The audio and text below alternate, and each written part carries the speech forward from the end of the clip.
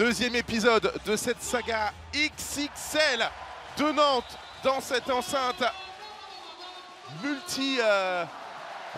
simplement presque démesurée pour le handball. Plus de 10 300 personnes et la salle elle est pleine comme cette semaine en Ligue des Champions. On va justement sur la base arrière Scoubé, attention aux pertes de balles parce que là ça va aller très vite avec Emric Min qui a vu la faille, qui en a profité et qui va servir pour le premier but de cette partie pour Nantes. Et bien voilà le premier but pour Chambéry. Ballon rendu à Nantes, ça fait déjà je crois le troisième ou quatrième ballon perdu par cette formation de Chambéry, mais heureusement que derrière, Valentin Kiefer nous fait un début de match. Petersen qui va trouver Anctil sur l'aile, et ça va rentrer, mais alors là aussi, c'est quand même compliqué. Vous voyez, oh là là, elle est tellement facile cette passe pour Nicolas Tourna qui marque, il me semble, son premier but de la soirée. Pour le pivot nantais.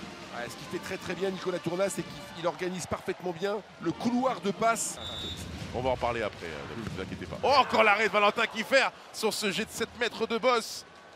Oui, bah écoutez, si ça fait 6 arrêts, non, pour Valentin Kiefer, je crois. Si l'écart n'est pas plus important, c'est que les tireurs nantais, les chasseurs nantais sont peut-être un peu en manque de concentration à l'intérieur, soit au tir. Voilà,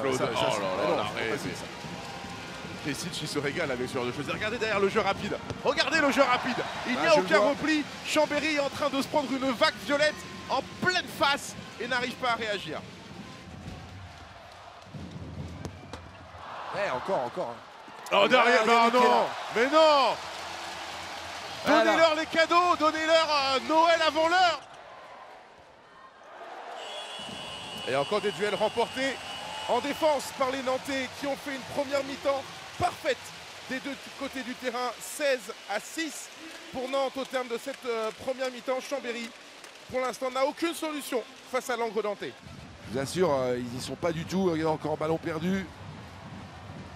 Boss au trio de là, tout seul. Ah bah oui, bien sûr.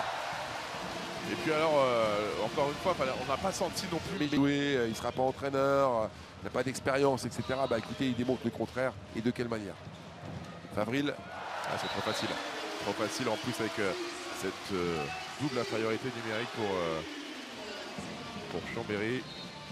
Mais c'est bien parce que c'est propre, il a une situation, il le met au fond, Favril. Pas de double infériorité, pardon.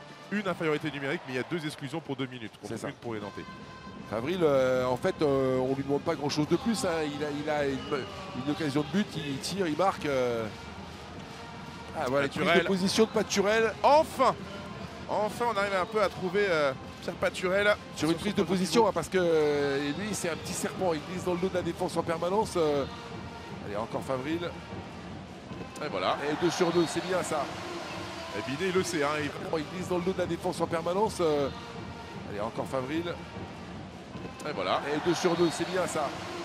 Et Binet, il le sait. Il va. Et dès les premières minutes, Nantes est parfaitement rentré dans le match. Encore une fois, il va te là maintenant. Se fait croquer. C'est bon, Pesic, il est rentré dans la tête d'Arthur Anctil. Et derrière, la finition est tranquille pour Ayoub Abdi.